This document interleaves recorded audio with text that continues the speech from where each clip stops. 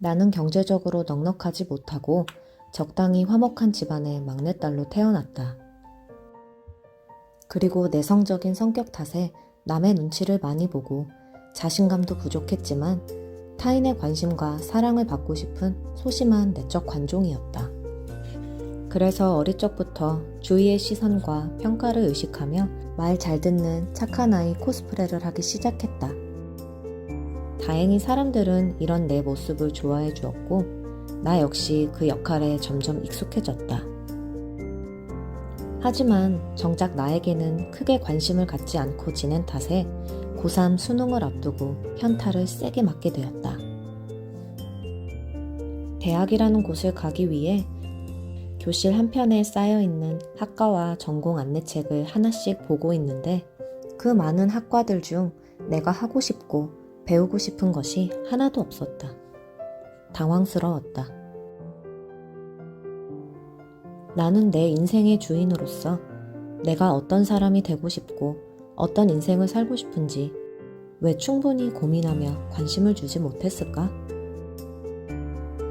인생을 살면서 처음 느껴본 막막함에 뒤늦게 방황을 시작했지만 결국 답을 찾지 못했다.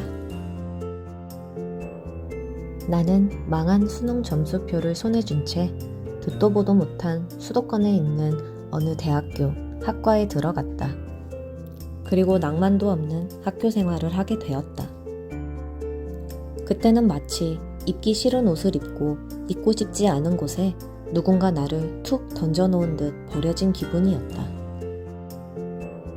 그래서 배낭 하나 메고 세계 여행을 하면서 자유롭게 인생을 즐기며 나를 찾고 싶다는 생각을 자주 했었다. 하지만 모든 걸 잠시 멈추고 남들과 다르게 살아갈 용기와 자신이 없어서 도전하지 못했다. 솔직히 말이 좋아 세계 여행이지 어쩌면 그냥 현실 도피를 꿈꿨는지도 모른다. 그렇게 어영부영 시간이 흘러 졸업이 다가왔고 나는 자연스레 사회가 암묵적으로 정해놓은 목적지로 가기 위해 꾸역꾸역 취업 준비를 하였다. 그리고 운이 좋게 25살에 첫 직장 생활을 시작했다. 하지만 얼마 가지 않아 또다시 회의감이 밀려왔다. 이놈의 지랄맞은 이상과 현실의 갭 차이를 어떻게 좁혀야 내 인생이 만족스럽게 느껴질까? 나름대로 고민을 해봤지만 그 에너지를 나를 향한 성찰과 반성으로 쏟지 않았다. 대신 다른 사람들의 그럴듯해 보이는 삶을 따라하며 마치 내가 지금보다 더 괜찮은 사람이 되어간다는 어리석은 착각 속에서 시간과 돈을 쓰며 뻘짓을 했다. 솔직히 그냥 내가 찌질한 인간이라는 사실을 받아들이고 인정하기 두려워서 자꾸 외면한 것 같다. 그렇게 30을 넘겼다. 그리고 좋은 사람을 만나 결혼을 하고 보석처럼 예쁜 아이도 낳았다. 하지만 그 기쁨도 잠시였다.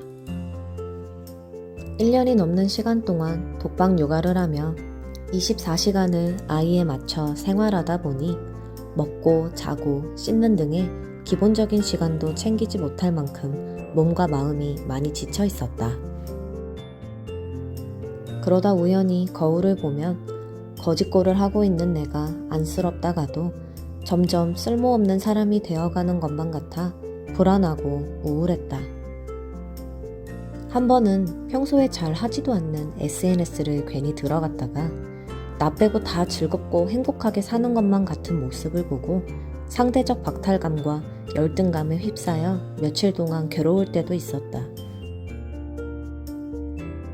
정말 심할 때는 자고 일어나면 하루가 새로 시작되지 않고 연기처럼 증발하고 싶은 자살 충동을 느끼기도 했다.